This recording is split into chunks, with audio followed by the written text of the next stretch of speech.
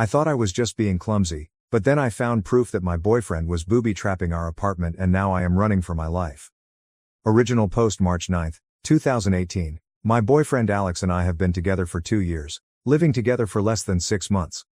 I would say that we have a fairly average relationship. We make each other really happy most of the time, but we do have our ups and downs. I am honestly so conflicted in writing this post because I feel a little insane even thinking about the possibility of him trying to hurt me intentionally. We've been fighting a lot lately because of conflicting work schedules. I'm currently in my intern year of residency, doing a night float month, so I'm at work from 5 p.m. to 8 a.m., roughly. He works during the daytime, regular hours as a CS engineer, and we haven't spent a lot of quality time together in several weeks, because of the lack of overlap. I'm going to work just as he's getting home, and vice versa. I have never had any issues with physical abuse from him. He has raised his voice at me on more than one occasion, but he's always apologized and it's been during very stressful times in our lives. His dad passed away last year. Our dog was killed in an accident on the street shortly thereafter.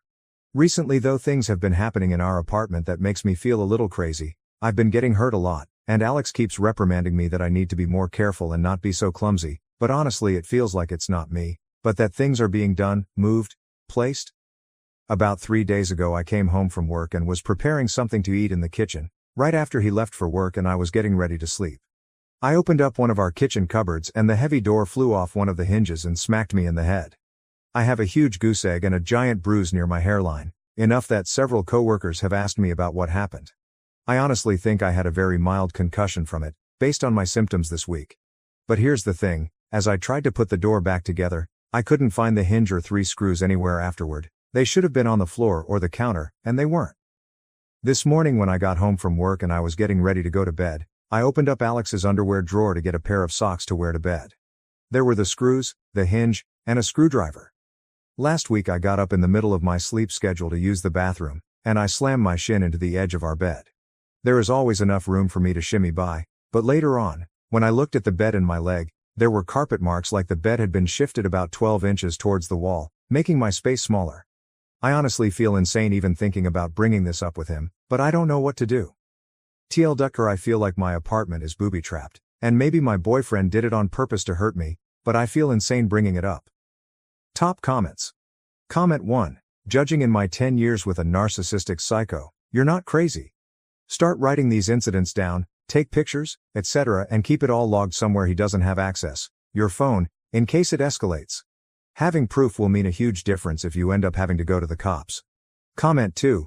Also, taking picture records just for yourself will help you maintain your sanity.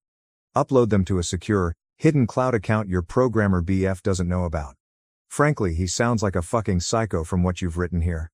I could never forgive someone for hurting me like that. Sure, he didn't punch you, but is it really that different? He wanted a giant heavy piece of wood to fall on your face. Comment 3. There is no good reason for those hinges, 8-inch screws to be in his underwear drawer. Nor for moving the bed. Something is decidedly wrong here. It's time to pay attention. 2 incidents are bad enough, you don't want to suffer another. While he's not around, take advantage. Search. Examine those things you use often for signs like these. Find anything which confirms your suspicions. Bail on this relationship. Update March 18, 2018, 9 days later. Hello all. I just want to start off by saying thank you to everyone who messaged me with advice and input about my last post found here. Like the title states, I suspected my boyfriend was booby-trapping our apartment for some unknown reason and gaslighting me, and I was right. 2 days after I posted, our shower head came loose and sprung off at me. Smacked me in the back of head, and due to the water pressure, I needed 8 stitches to close the wound. I texted my BF about what had happened, and that I needed to go into work for stitches. I'm a resident, and he was way too nonchalant. He asked if I had bumped it or anything to cause it to come off. I'd had enough at that point. I wasn't going to ask him about the things that were happening, I was just going to move out, on before I ended up dead. I made a plan that on Thursday I would have a friend come over as soon as Alex left the apartment, to help me pack my things and leave. I was worried about any potential cameras he may have hidden, so I flipped the breaker and turned off the power in our apartment. About 3 hours into packing up, Alex came home. In the 6 months that we've lived together, he has never once come home for lunch, so there must have been a camera planted somewhere with an external power source. He doesn't even pretend to waltz through the door, he bursts open and gets furious and asks what the fuck we are doing. Not sad, not confused, straight up angry. That was the only sign I needed. All I said was, I know about the cabinet, and the bed, and the dresser, you watching me, and my jewelry, and it's done. We're done. He responded with the standard, your fate's just insane, you're crazy, this is insane, etc., etc. This is the point where I am thinking, am I going to end up on a Dateline NBC episode? I yelled to my friend in the next room that she needed to call the police to come supervise while we finished packing. Alex decided to take this moment to call the police and claim that I was insane and stealing things from our apartment. 2 uniformed officers rolled up within what seemed like only a minute and came upstairs. I explained that I was moving out and there was abuse. I wasn't interested in pressing charges, but they needed to supervise and file a report for documentation. I ended up finishing packing and then spending nearly an hour down at the police station hashing everything out with the officer who arrived first. I took personal leave from work for the second half of last week and tomorrow is my first day back. I'm staying with a friend right now until I move in with another resident near our hospital in about 2 weeks. Overall, I'm really relieved to be out of the situation, but I'm generally still pretty afraid of Alex and anything he might try to do in the future. Out of an abundance of caution, I took both my iPhone, iPad, and laptop to the Apple Store and had them do hard resets, wipes just in case he had planted anything. I'm not sure how I should be feeling right now. But I'm just going to say that for anyone out there questioning whether your situation is abusive or not, go with your gut and trust your friends and family. TL@R. My boyfriend booby-trapped our apartment and gaslit me. I moved out and I'm safe now. Now to the next story, story 2. I thought I was just being clumsy. But then I found proof that my boyfriend was booby-trapping our apartment and now I am running for my life. Original post. I manage a team of 12 people and last year had a 13th member added when other managers refused to deal with him any longer. He is diagnosed with depression and generalized anxiety disorder. He is morbidly obese and suffers from musculoskeletal problems related to obesity and diabetes. When they came to me it was because I have helped other mentally ill staff members and I was happy to take them on as I felt I could help them. We did make progress and steadily increased their level of work. It has never reached the level considered acceptable, but I made accommodations to relieve pressure, hoping this would lead to a sustained long-term improvement. I sought out equipment to help them be more physically comfortable given their obesity. I felt we were making progress. Unfortunately, they committed a serious breach of security, sent out personal information to someone not legally entitled to have it, and I had to place them on formal disciplinary action. Since then they have been on sick leave for over 3 months. They are now subject to attendance management procedures and have reached out to a local mental health group and advised them that I have bullied and harassed them. This bullying and harassment has, according to them, has made it impossible for them to return to work. I have documented evidence that this is not true. When they were told they needed to move away from me for health and safety reasons, they became very distressed and demanded to stay with me for mental health reasons. I have signed documentation where they state I am supportive and they don't want the reasonable accommodations I have offered, shorter days, fewer days, longer breaks, etc. I have a meeting with them and their support workers from the mental health group and I have no idea how to handle this. So how do I handle it? I can prove they are lying and they have a pattern of lying to get themselves out of trouble. I have no concerns about my bosses because they are well aware that this is an utterly unfounded allegation. My worry is that they are completely unsuited to the job and because they point blank refuse to acknowledge they are in any way responsible for the mistakes they are making, it is impossible to correct them. TLDR have been accused of bullying when I haven't relevant comments. When told to go to HROUP, I have spoken with our internal HR, but they are terrified that any accusations of bullying a person with mental health problems could be problematic, as it is a hot topic at present. I have referred the person for counseling internally and they have told me repeatedly, documented, that they have taken up this service. My concern is this meeting is not an internal meeting, it is with people who specifically represent people with mental health problems, and I don't know how to respectfully say that the person is lying through their teeth without sounding like a bully. To be clear, their lies aren't malicious and I don't believe this one is either. It is something said to solve an immediate need, so in this case it is because they need to explain the amount of time they have had off sick, and admitting it is because of their own actions is too terrifying. So, I am being bullied, means it's something that is happening to them and they have no control over it. The reality is they do have control over it, but they are so used to being the victim in all situations that they refuse to acknowledge this is not actually true. Comment: judging from your explanation here, it appears that you have an understanding and empathetic attitude toward this person and situation. That attitude, along with the documentation you have regarding accommodations you've offered, should go a long way in your defense. What, exactly, is he saying you've done to bully him? I am not a professional in this area, Just have extensive experience working with people with mental health problems in social work education settings. OP. He believes that by pointing out his security breach and substandard level of work I have bullied him. He doesn't allege that he isn't doing this, just that by expecting more I am bullying and harassing him. I am making allowances. For example, other members of staff are expected to deal with approximately 16 cases a day accurately. I am happy for him to do 2 if he does them right. Unfortunately, he can do 2 cases but not correctly.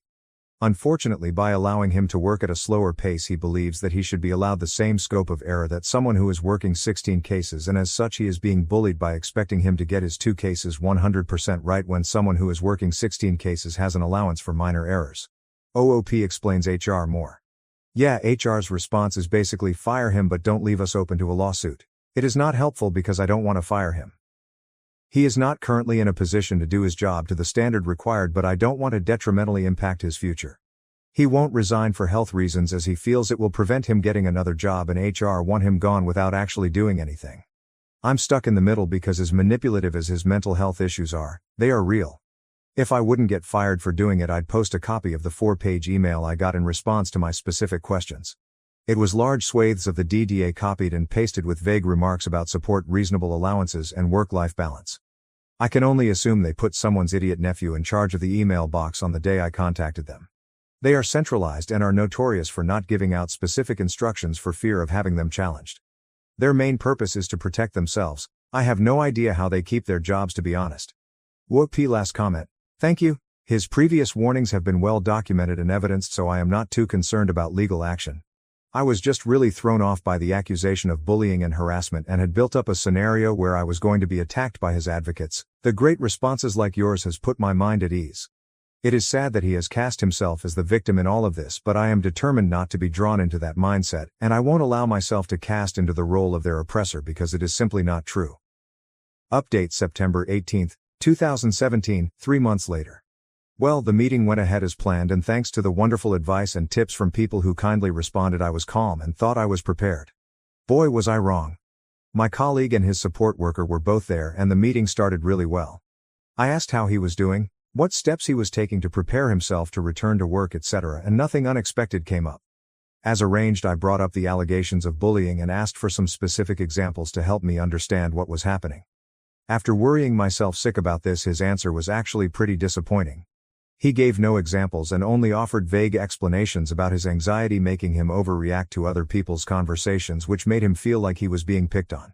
I advised him, and my boss backed me up, that there was literally nothing I could do about that. I patiently explained that I could not ban people from talking and I would not sit in silence in order to ensure that he never heard anything he didn't like. My boss stressed that his poor performance needed to be addressed and that was part of my job and that doing it was in no way harassment. His support worker did agree with that, and we had a brief chat about how I could better communicate. To be honest, there was nothing they said that was particularly helpful, but I did agree to be mindful of their condition moving forward. Then it got weird. I asked if there was anything I could do to help him transition back into work. This normally involves a phased return, changing to part-time hours, etc., but not this time.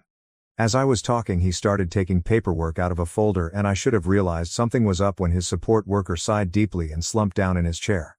My colleague requested that he be allowed to bring an emotional support animal to work with him, namely a support cat. We are in the UK and this is not the norm, so I was a bit surprised. He had not settled on a breed yet but was torn between an Abyssinian or a Siamese. I thought pointing out some obvious difficulties with this idea might make him realize how inappropriate this would be. For example, I pointed out we have a guide dog in the building for a partially sighted colleague. His name is Rufus and is by far the most popular person in the building, the dog, not the human. And they may not get along with a cat. He responded by telling me that it was illegal to discriminate by favoring one disability over another, and if a blind person could have a guide dog, a depressed person could have a cat. I moved on from this, clearly idiotic, point and asked how a cat would react to being placed in a pet carrier twice a day to travel to and from work. He advised me he would train the cat. My boss became very agitated at this point, demanding, "How the hell do you train a cat?" Not to be deterred, my colleague stated that in the worst-case scenario he would leave the cat at work overnight and only take him home on weekends. I asked how he intended to cope with litter tray cleaning, etc. Given his serious weight issues, bending down to empty a litter tray would be difficult for him. He presented me with a spreadsheet he had created with a team rota for cleaning up after the cat and feeding. He had also cost out food, insurance and the actual cost of the cat on said spreadsheet had an expected donation from each team member, on a sliding scale depending on how he perceived their financial circumstances to be. I was paying the most as I am single, earn more and have no dependent children. The spreadsheet was quite impressive, color-coded and everything. I politely said no to that and he then started insisting the company should pay as it would be a legitimate business expense to accommodate his disabilities. At this point I realized my boss was still repeating, "How the hell do you train a cat?" And the support worker was shaking his head and muttering, "I told you not to do this." So I made a unilateral decision on behalf of my company and advised him in no certain terms that we would not be buying any cats. We would not be cleaning up after any cats because we would not be permitting him to bring any cats onto the premises. He was not happy. He complained that I was making it impossible for him to return to work. My boss took a break from his cat training mantra to say that we had perhaps gone as far as we could for the time being and we should end the meeting at this point.